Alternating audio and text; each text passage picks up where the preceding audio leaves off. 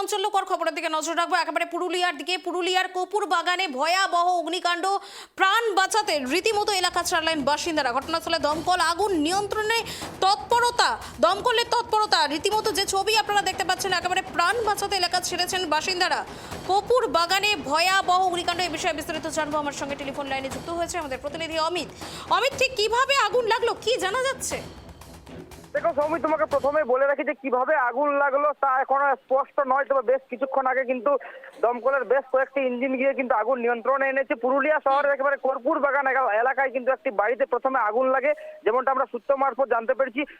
তার জেরেই কিন্তু বাড়িতে ভয়াবহ আগুন লাগে। পরবর্তীতে খবর পেয়ে পুলিশ এবং দমকল ঘটনাস্থলে পৌঁছায়। আমরা সূত্র মারফত যেমনটা জানতে পারছি যে দুজনের অবস্থা কিন্তু একেবারে আশঙ্কাজনক। ওই দুজনকে কিন্তু পুরুলিয়া দেবেন মাহাতো গভর্নমেন্ট মেডিকেল কলেজ ও হাসপাতালে নিয়ে যাওয়া হয়েছে। এবং আজ একেবারে সন্ধ্যার দিকে কিন্তু এই ঘটনা ঘটে। পুরুলিয়া শহরের যে শ্মশান কালী মন্দির রয়েছে তার উল্টো দিকে একটি বাড়িতে কিন্তু বিস্ফোরণ ঘটে বলে কিন্তু এলাকার মানুষজন দাবি করে।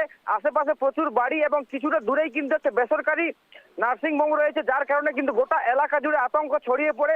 পরবর্তীতে কোনো রকম হতাহতের খবর কি মিলছে অমিত?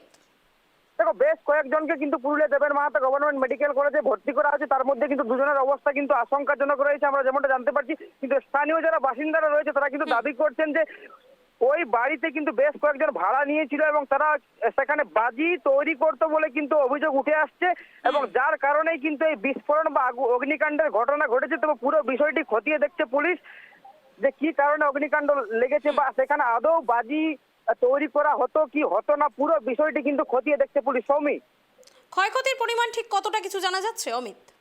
দেখো, বেশ কয়েক ঘন্টা, একেবারে 1 ঘন্টার বেশি সময় ধরে কিন্তু অগ্নিকাণ্ড ঘটেছে, যার কারণে কিন্তু বাড়ির একাংশ কিন্তু পুড়ে ছাই হয়ে গিয়েছে। এবং যারা বাড়ির ভেতরে ছিল, আমরা যেমনটা সূত্র মারফত জানতে পারছি বা স্থানীয়দের সাথে কথা বলে যেমনটা জানতে পেরেছি যে দুজনের অবস্থা কিন্তু আশঙ্কাজনক, এবং ওই দুজনকে আশঙ্কাজনক অবস্থায় পুরুলিয়া দেবেন মাহাতো গভর্নমেন্ট মেডিকেল কলেজ ও হাসপাতালে তাদেরকে ভর্তি করা হয়েছে। তারা কিন্তু সেখানে চিকিৎসাধীন রয়েছে।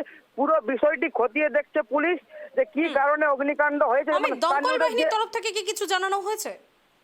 না, দেখো, এখনো সেরকম কিছু তথ্য উঠে আসেনি। তবে স্থানীয়দের একাংশের অভিযোগ যে ওই বাড়িতে কিন্তু বাজি তৈরি করা হতো, যার কারণেই কিন্তু এই বিস্ফোরণ ঘটেছে। আদৌ সেই বাড়িতে বাজি তৈরি করা হতো কি হতো না, পুরো বিষয়টি খতিয়ে দেখছে। যদি বাজি তৈরি করা হতো তার বৈধ কতটা রয়েছে বা বৈধ নাকি অবৈধ, পুরো বিষয়টি কিন্তু খতিয়ে দেখছে পুলিশ। তবে দুজনকে আশঙ্কাজনক অবস্থায় পুরুলিয়া দেবেন মাহাতো গভর্নমেন্ট মেডিকেল কলেজ ও হাসপাতালে ভর্তি করা হয়েছে। সৌমি, ধন্যবাদ অমিত আমাদের সঙ্গে থাকার জন্য। একেবারে যে খবরের দিকে নজর রয়েছে, পশ্চিমের জেলা পুরুলিয়ার কপুর বাগানে এলাকায় হঠাৎই দাউ দাউ করে জ্বলে ওঠে আগুন। মুহূর্তের মধ্যে ছড়িয়ে পড়া আগুনে আতঙ্কে ছুটতে শুরু করেন বাসিন্দারা। এক ব্যক্তি গুরুতরভাবে আহত হওয়ার খবর মিলছে। চারিদিকে চিৎকার, ধোঁয়া আর উৎকণ্ঠার আবহ। ঘটনায় ব্যাপক চাঞ্চল্য ছড়িয়েছে এলাকা জুড়ে।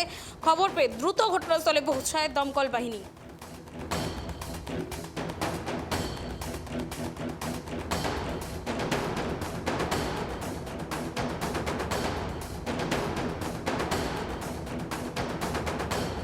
কাম করতেছিলাম, তখন প্রচন্ড জোর একটা আওয়াজ হয়েছে। তারপর আমরা ওখান থেকে দেখি যে পুরো দাও দাও করে আগুন জ্বলছে। কেন আগুন লেগেছে কিছু বুঝতে ওইটা বুঝতে পারা যায় না। বাজি ফুটছে ভেতরে দেখা যাচ্ছে, এখানে কি কোনো বাজির কোনো কিছু ছিল? না, ওটা বলতে পারছি না। আমরা তো এখানে সামনের রুমে থাকি, আমরা কোম্পানি কাজ করি আমি।